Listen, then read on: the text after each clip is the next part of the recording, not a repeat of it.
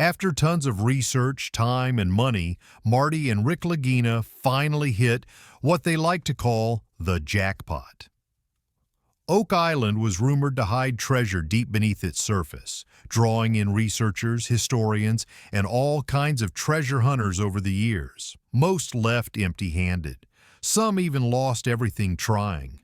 But Rick and Marty Lagina believe they may have finally cracked the mystery of Oak Island.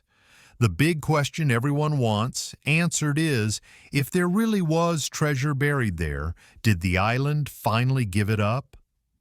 Before we dive in, can we get this video to 1,000 likes? Go ahead and tap the like button and subscribe if you haven't already. The two brothers poured years of their lives into uncovering Oak Island's secrets, and for a long time it seemed like nothing was working. But their last attempt finally paid off. A&E picked up their story for a documentary series called The Curse of Oak Island.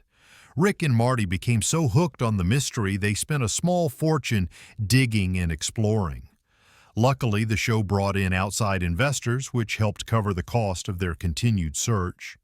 The first 2 seasons came and went without any major discoveries from the Laginas.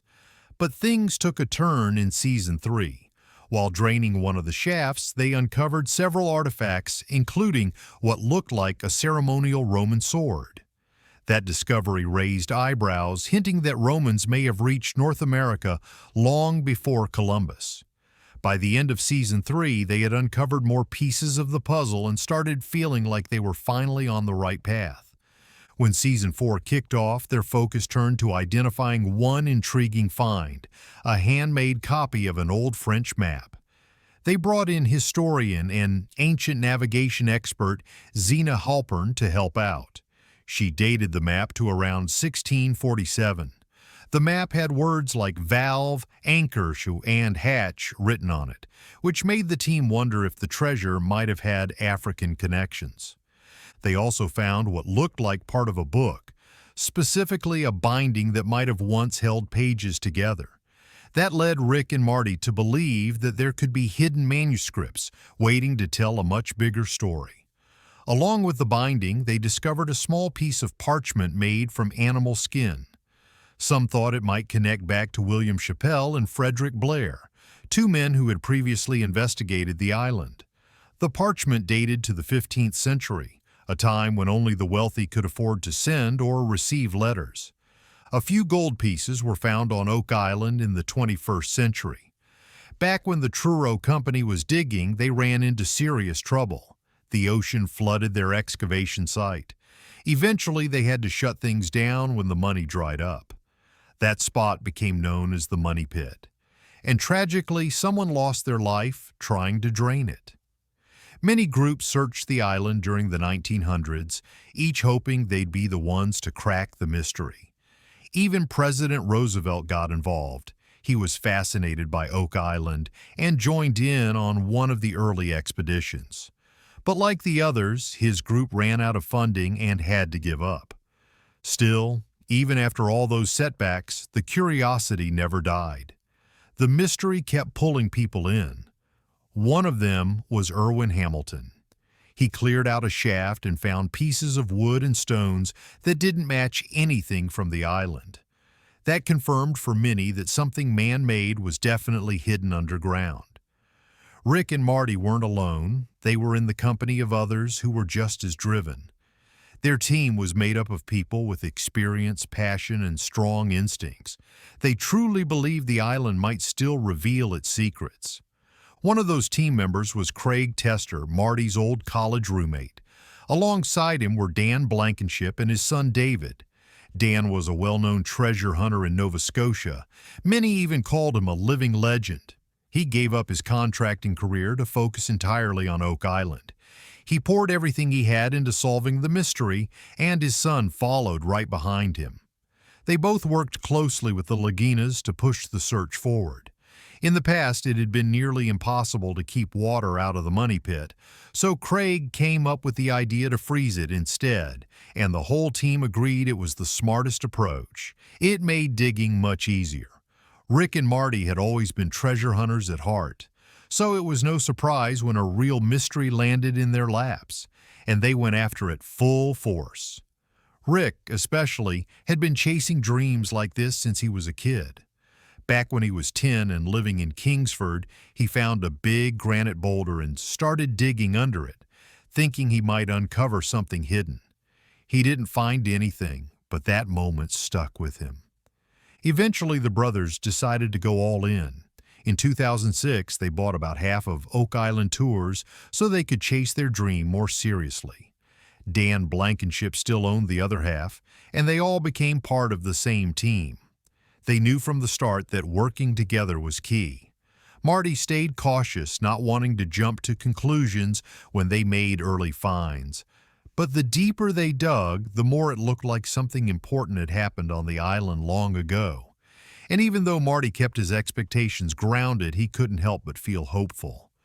The first clue that there might be treasure on Oak Island came way back in the 1700s.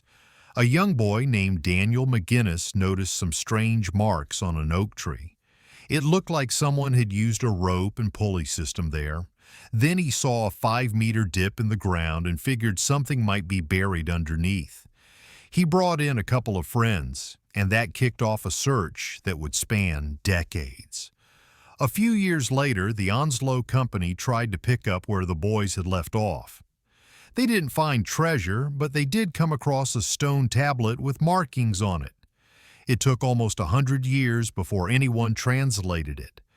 One person who claimed to be an expert believed it said, 40 feet below, 2 million pounds lie buried. Some people took that as solid proof that something valuable was hidden underground. But was it really? Over time, Oak Island became the focus of all kinds of wild theories. Some believed the treasure belonged to Marie Antoinette. Others thought secret manuscripts by Francis Bacon or even Shakespeare were buried there. While none of these ideas were ever proven, they definitely sparked people's curiosity and kept the mystery alive.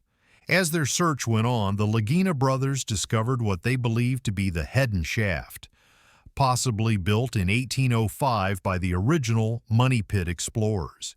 Since starting their journey, they've uncovered around 600 historic artifacts. One major discovery in the pit was a human bone. Tests suggested it belonged to someone of Middle Eastern origin. Another bone they found seemed to come from a person of European descent. Marty began to wonder if these remains could be linked to the Knights Templar. Another key member of the team was Gary Drayton, who brought energy and skill to the group. He earned the nickname Metal Detecting Ninja thanks to his sharp eye and years of experience. On the show, he had plenty of chances to prove just how good he was, and he didn't disappoint. Just before The Curse of Oak Island wrapped up its 5th season, Gary and the brothers made one of their biggest finds. Together, they uncovered something that could challenge what we know about history. It was a small cross with a hole at the top, dated somewhere between 1200 and 1600. They also found a stone inscribed with Greek letters, which reminded Rick of what he'd seen in photos of a Templar prison. The artifact seemed to support the theory that the Knights Templar had a presence on the island. The show even suggested that if it could be proven they came to North America centuries ago, it might change what the world knows about the past. Historian Zena Halpern offered a different take on the origin of the cross. She suggested it might represent the Phoenician goddess Tanit.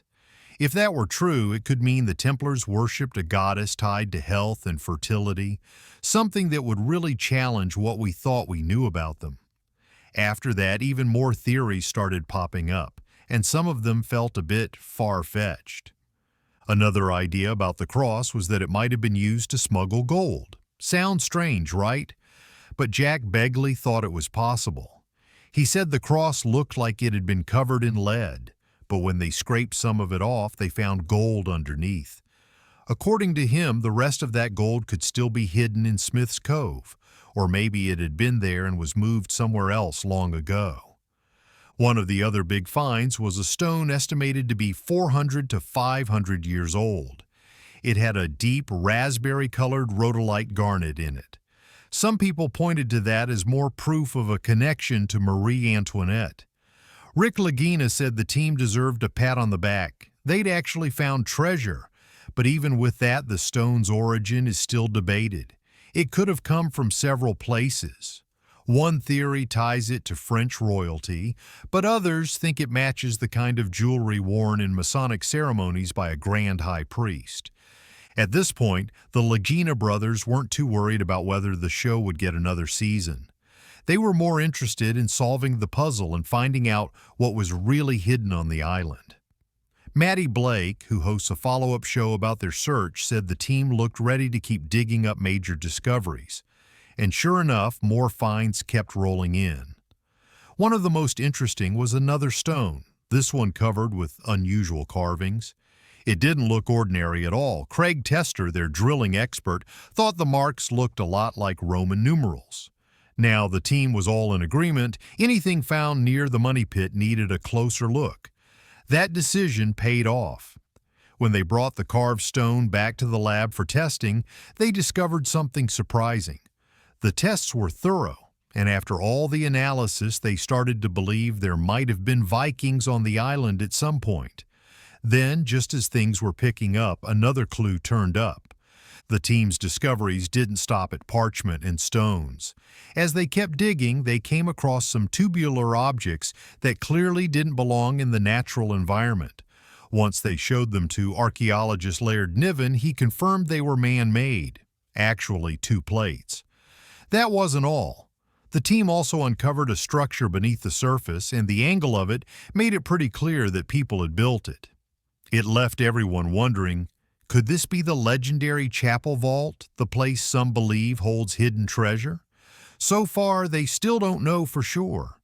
Exploring Oak Island has been an incredible journey for the brothers, not just for the adventure, but also for what it brought them in return.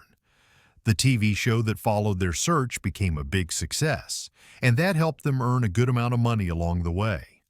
The Laginas even own part of the island now, and fans all over the world are still eager to see what they'll uncover next. It's no shock that Rick and Marty Lagina have built some serious wealth over the years. Rick is estimated to be worth around $2 million, while Marty has about $50 million. So yes, they're doing just fine. If you enjoyed the story and want to keep following along as the mystery of Oak Island unfolds, make sure to like, subscribe, and share this video with other treasure hunt fans. Thanks for watching.